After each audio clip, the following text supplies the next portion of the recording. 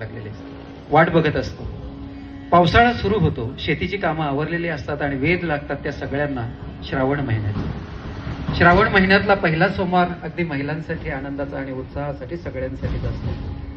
मग त्याच महिन्यामध्ये येतात अगदी नागपंचमीपासून वटपौर्णिमेपासून तर अगदी गोपाळकाळा, अगदी दहीहंडी, तो उत्सव होतो ना होतो असतो, येते गणरायांचं आगमन.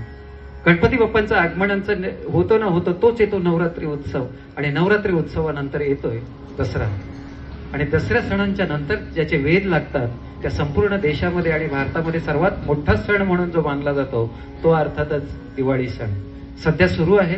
पण या दिवाळी सणामध्ये अन्यत्र सर्वांच्या घरी गोडधोड आणि सजण्यापूर्वक आणि अत्यंत आनंदमय वातावरण सुरू असतंय.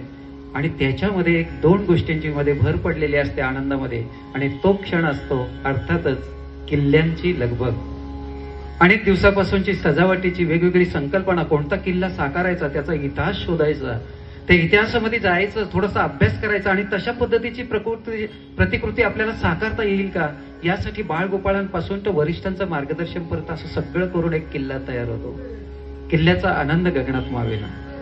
किल्ल्यांची एकीकडे लगबग सुरू असताना आमच्या लहान मुलींपासून तर महिलांमध्ये अत्यंत आवडीचा आणि सणांच्या मध्ये भर घालणारा एक उत्साहवर्धक एक घटना घडत असते, ती म्हणजे रांगोळी.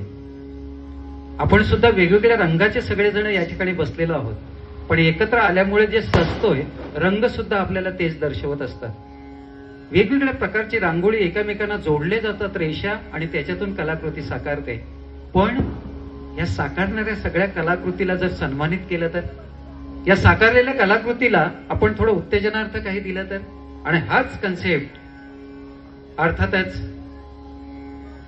काँग्रेस सरचिटणीस ठाणे जिल्हा ग्रामीणचे सन्माननीय आदरणीय पंकजी गायकवाड साहेबांनी ही संकल्पना राबवली.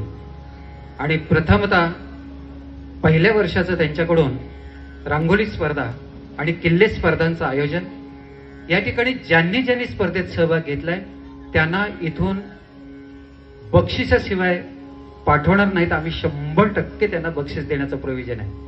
नाहीतर बऱ्याचदा आयोजक असं करतात की त्यातले निवडकच लोकांना आपण देत असतो, सन्मानित करत असतो, आणि बिचाऱ्यांनी इतकी मेहनत केलेली असते, इतकी छान रांगोळी काढलेली असते, हताश किंवा नाराज होण्याची शक्यता असते. या ठिकाणाहून कुणीही नाराज होणार नाही. अशा सुंदर आणि छानशा कार्यक्रमासाठी आदर्शांना वंदन करण्यासाठी विद्यापीठावरील सर्व मान्यवरांना मी विनंती करेन की कृपया आपण समोर येऊन आमच्या आदर्शांना या ठिकाणी वंदन करायचंय. या भारतामध्ये